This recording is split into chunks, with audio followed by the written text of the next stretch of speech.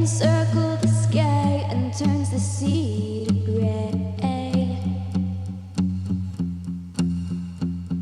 Clouds will encircle the Alors cela sky. fait longtemps que je voulais vous faire une petite vidéo qui m'a été demandée à plusieurs reprises sur le traumatisme, le trauma et son rôle en fait d'incarnation en incarnation. Vous allez vous dire, ah ben elle nous plombe là, hein, c'est vraiment un bon sujet. Non mais en fait c'est très important voilà, d'arriver à comprendre comment astrologiquement ces choses-là se nouent et ce qu'on nous demande en fait de faire et de comprendre. Alors selon l'astrologie, l'origine des traumas, c'est quoi ? D'abord, ce sont des situations, on va dire, sur lesquelles, de manière répétée, nos conditionnements ne nous ont pas permis de voir la sortie. C'est-à-dire qu'en astrologie, si vous voulez, on est sur un processus de répétition. C'est-à-dire qu'un traumatisme est quelque chose qui est forcément réactivé. Ça ne peut pas, en fait, il ne peut pas y avoir de traumatisme avec une seule fois en astrologie.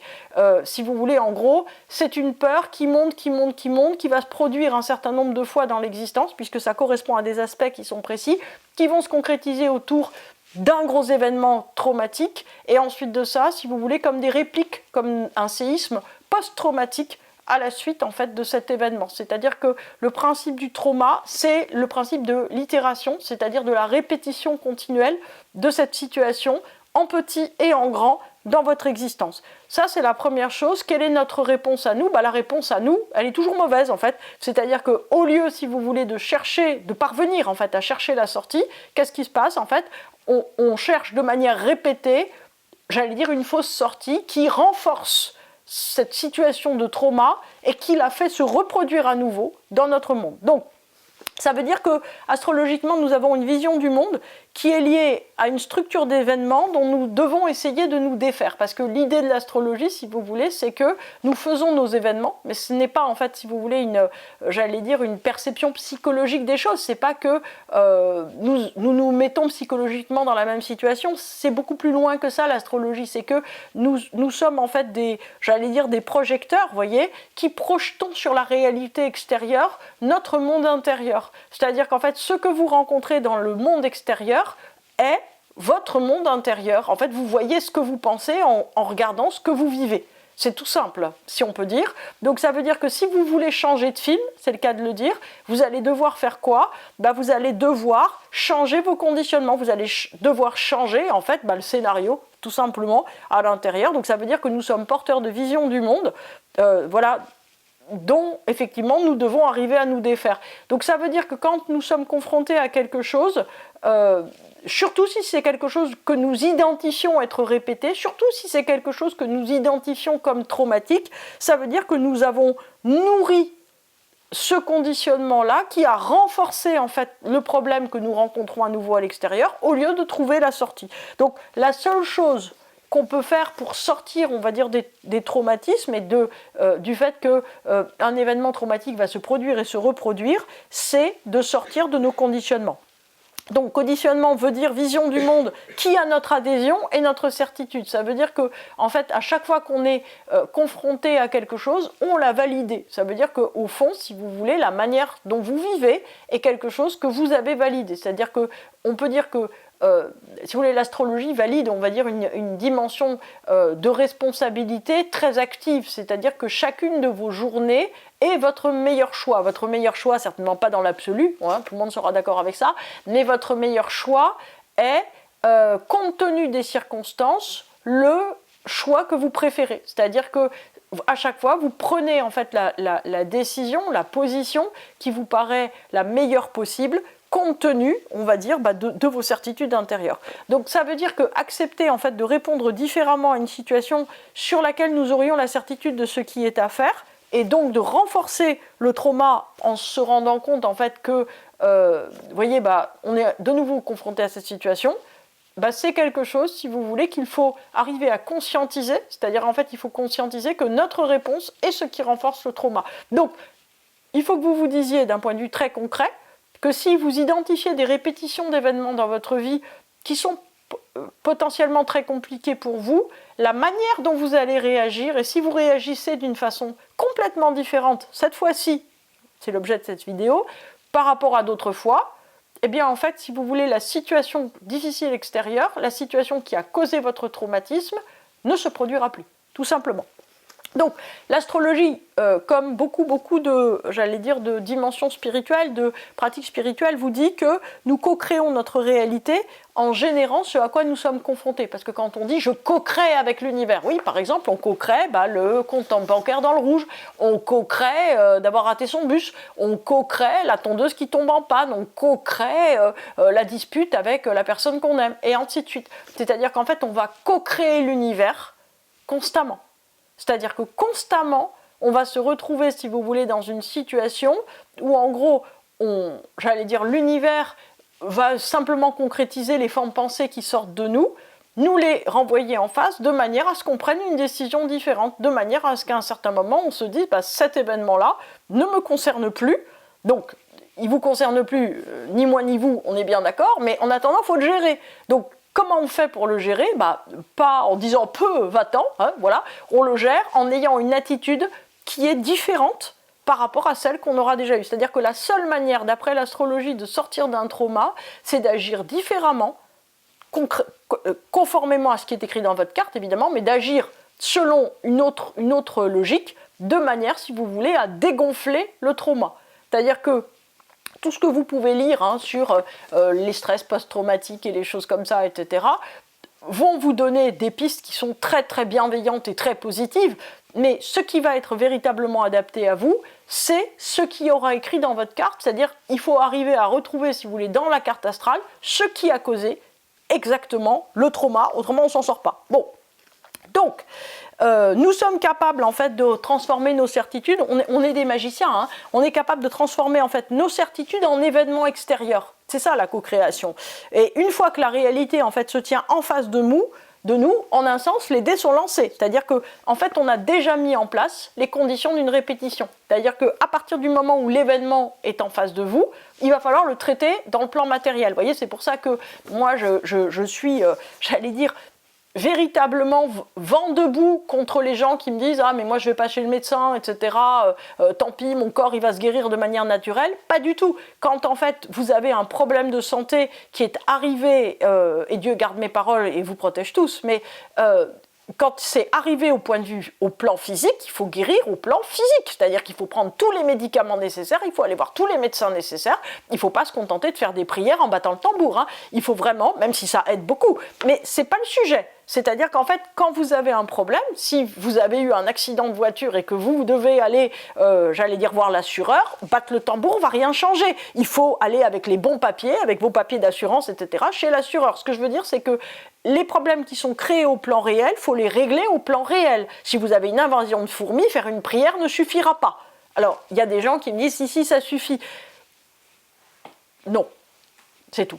Voilà, je suis désolée, c'est pas vrai. En fait, le point, si vous voulez, c'est que ce n'est pas ne pas être spirituel que de se dire je vais tout résoudre avec du spirituel. C'est de l'orgueil, en fait. C'est qu'à un certain moment, si vous voulez, on se dit moi j'ai une puissance spirituelle, donc ma puissance spirituelle va percer les choses. La puissance spirituelle, elle peut quelque chose d'incroyable. Elle peut vous faire changer de certitude. C'est-à-dire qu'elle peut, en fait, faire dévier le sens de l'autoroute. C'est-à-dire qu'elle peut faire que, à partir du moment où vous avez une certitude, en fait, qui va vous amener à un clash de vent, si vous changez intérieurement votre certitude et que vous braquez et que vous changez votre manière de comprendre les choses, d'avoir votre conditionnement, etc., vous éviterez le clash. Mais si vous êtes après l'accident, il faut gérer ça déjà. Et après, vous pourrez changer de direction. Donc, j'allais dire, soyez humble. Moi, j'essaye de l'être tous les jours. Soyez très humble par rapport à la création de la réalité extérieure. C'est important. Donc, le trauma, il arrive pour sa part quand la situation a été maintes et maintes fois répétée, si vous voulez, au point où la personnalité a développé non pas une conscience que c'est elle qui crée les choses, mais une terreur consciente de ce type de situation qu'elle voit se reproduire dans sa vie. Alors, il faut savoir que astrologiquement parlant, si vous voulez, un trauma, il va apparaître dans une maison, c'est-à-dire il va apparaître avec un aspect donné entre deux planètes, etc.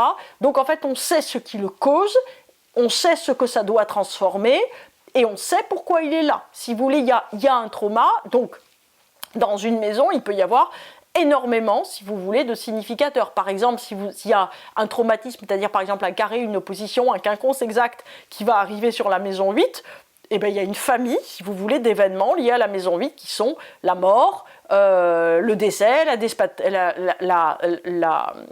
l'expropriation, la pauvreté, la sexualité, la dépossession, des difficultés psychologiques très poussées, etc., etc. Toutes ces difficultés sont la même chose, en fait, dans la logique de la maison 8. Si vous avez un trauma en maison 9, ça veut dire que la notion de carrière, la notion de juridique ou de judiciaire, la notion d'institution, tout cela et de validation par l'institution, tout cela fait partie de la même sphère. Si vous avez un problème avec votre maison 4, ça veut dire que c'est toute la notion de la lignée, c'est toute la notion, j'allais dire, des répétitions personnelles de la famille, mais aussi de la maison concrète dans laquelle vous habitez, et donc aussi du frigidaire ou de la gazinière qui plante, etc., qui vont être impliqués, etc., etc. Ça veut dire que quand en fait il y a un trauma, il va se voir en petit ou en grand sur un certain nombre de domaines.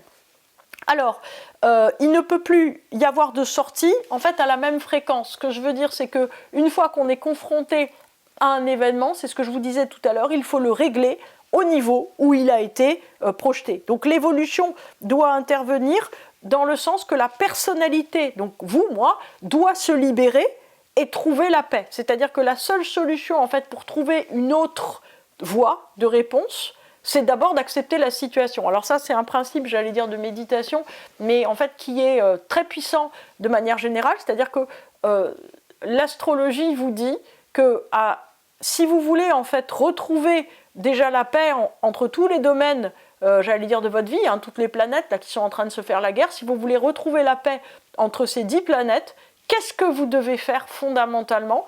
Déjà, en fait, vous devez absolument, j'allais dire, arrêter en fait émotionnellement, c'est-à-dire que de toute façon l'émotion n'est jamais une réponse à une difficulté, malheureusement, même si voilà, quelquefois ça peut être très bien de sortir les choses, mais ça ne peut pas être une solution. Donc en fait à un moment il faut préférer la paix à la solution, c'est-à-dire qu'il faut vouloir la paix avant toute chose, c'est-à-dire la paix avec soi-même, c'est-à-dire la paix vient de l'acceptation. Donc ça c'est la première chose en fait psychologiquement pour le soleil, hein, pour voir clair, c'est-à-dire que toutes vos planètes en fait, bon la lune elle s'en fout puisque la lune elle a l'émotion, mais en dehors de la lune, toutes les planètes ont besoin, j'allais dire, d'être en paix pour arriver d'une certaine façon, si vous voulez, à retrouver leur centrage. Et évidemment la lune bénéficie de ça, c'est-à-dire que si les autres planètes sont en paix, ils ne sont plus, j'allais dire, en délire ou en terreur, etc., la Lune va aussi se calmer. C'est-à-dire que toute situation de résolution d'une situation difficile à gérer, etc., en fait, la première chose, c'est que vous devez vouloir la paix avant toute chose. C'est-à-dire que même si vous êtes sur le point de quitter votre conjoint, votre conjointe, et que c'est une situation effroyable, la seule chose qu'il faut faire, c'est préférer sa paix. Donc peut-être se mettre à l'écart pendant un moment pour trouver, en fait, la voie juste d'action. Donc, plus fort que tous les signaux, donc ça veut dire qu'il faut préférer la paix à avoir raison, à se faire justice, à faire comprendre à d'autres la souffrance, à être en colère. Il faut préférer la paix à toutes les autres expressions qui sont tout à fait légitimes. Je ne dis pas que les autres expressions, elles ne sont pas bien, je dis qu'elles ne servent à rien pour en fait trouver une solution. Donc la vision, si vous voulez, d'un état régénéré doit être le seul objectif restant après, si vous voulez, un trauma. Donc concrètement, on peut avoir des traumas en astrologie sur tous les aspects exacts de votre thème qui sont négatifs. Donc ça veut dire que c'est la rencontre techniquement entre deux domaines avec un carré exact, c'est-à-dire à 90 degrés, on va dire à 1 degré d'orbe d'exactitude, avec une opposition, là encore 180 degrés, à 1 degré d'orbe d'erreur. Un demi-carré, ça peut être très puissant si c'est moins de 1 degré d'orbe, ça veut dire que psychologiquement, si vous voulez, on vit ça comme ça. C'est ce qui carré, pareil, mais ça porte beaucoup de culpabilité, ou un quinconce, 150 degrés, donc c'est ce qui carré 135, demi-carré 45, donc ça veut dire qu'à chaque fois, si vous les prenez très serrés, tout cela, techniquement, dans votre thème, peut créer un trauma. Ça veut dire que la rencontre entre les deux domaines, si vous voulez, il y a deux planètes qui sont au bout, en fait, de ces deux points, chaque fois des aspects, elles font, si vous voulez, comme une rencontre. Elles permettent à deux domaines qui ne sont pas en lien normalement, puisque chaque domaine est indépendant, hein, c'est 12 cases, les domaines. Elles permettent à ces domaines en fait, de faire une rencontre entre eux. Et cette rencontre, si vous voulez, crée quelque chose d'extrêmement violent. Voilà, d'extrêmement violent, d'extrêmement répétitif, c'est-à-dire que ça crée un complexe, une réaction tellement violente qu'on devient soi-même l'otage de notre schéma répétitif. C'est-à-dire qu'en fait, si vous voulez, c'est comme si on avait besoin de voir notre théâtre intérieur s'exprimer. C'est-à-dire que, alors bien sûr, on n'en a pas besoin mentalement, mais en fait, tant que, cet aspect négatif ou difficile, ou dynamique, comme quand on trouve dans les livres, enfin, voilà. Tant que cet aspect, ça me fait toujours rire, tant que cet aspect, si vous voulez, est actif, qu'est-ce qui se passe ? Eh bien, en fait, il va produire des événements, et dans lesquels nous, on est pris en otage. Donc, en fait, on a tellement peur que la situation se produise ou se reproduise quelque part, qu'on la génère nous-mêmes par notre culpabilité. En fait, le truc, il est tout simple. Vous savez, c'est comme quand vous avez peur que quelqu'un vous quitte, et en fait, qu'on fait tout pour être infect, pour conjurer le fait que cette personne nous quitte. Ok, donc la seule solution, c'est d'en prendre conscience.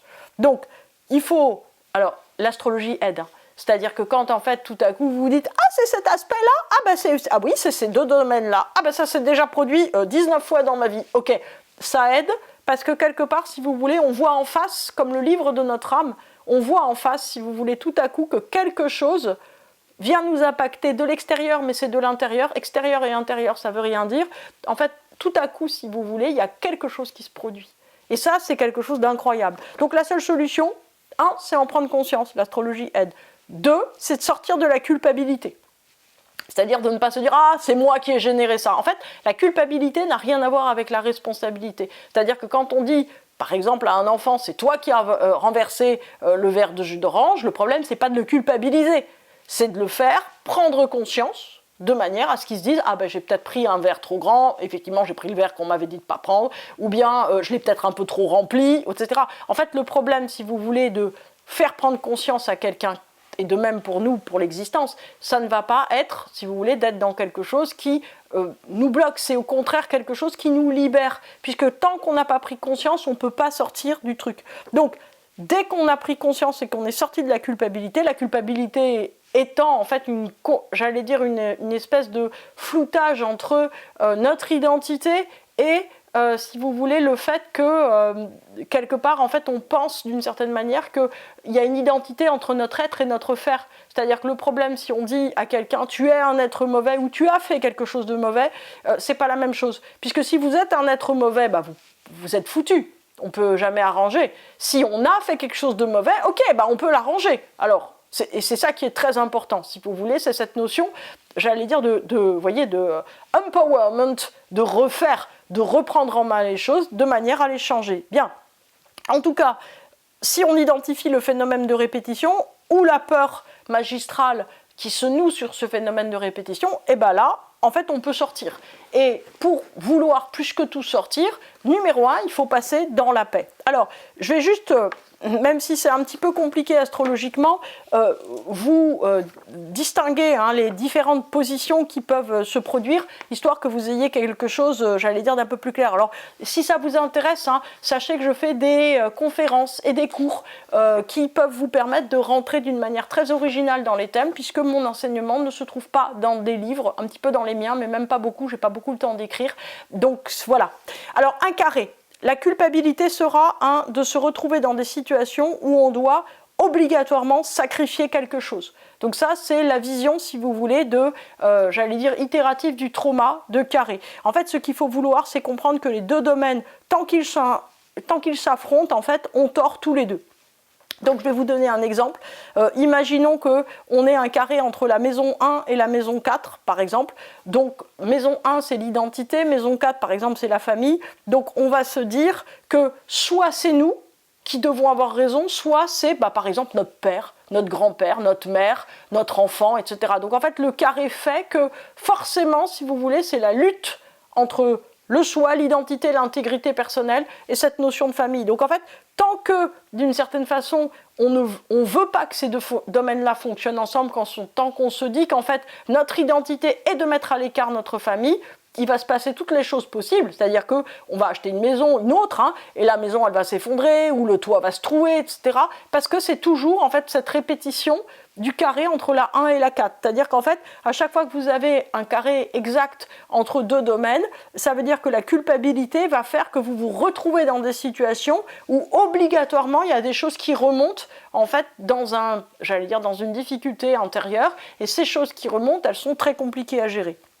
Alors, pour une opposition, la culpabilité, elle est liée à l'échec. Donc, il faut accepter qu'un des deux domaines sera moins réussi que l'autre. Donc ça, c'est très compliqué, mais qu'il ne faut pas l'abandonner. C'est-à-dire que la tentation, dans une opposition, c'est de se dire qu'un des deux domaines va être forcément jeté, mis de côté, etc., complètement. Or, il faut juste accepter qu'il y en ait un plus faible que l'autre et que le plus fort aide le moins fort. Donc on me fait signe que j'ai été un petit peu bavarde, donc malheureusement je ne vais pas parler des aspects mineurs parce que ça serait un petit peu trop long. Donc je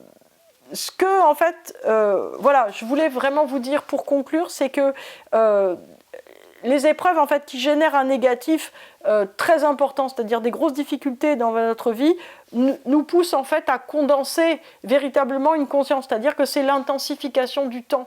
Vous voyez, je pense à Eckhart Tolle qui a laissé un petit mot en fait sur Instagram pour dire qu'il avait un problème de santé qui heureusement s'est résolu, on lui avait détecté un cancer.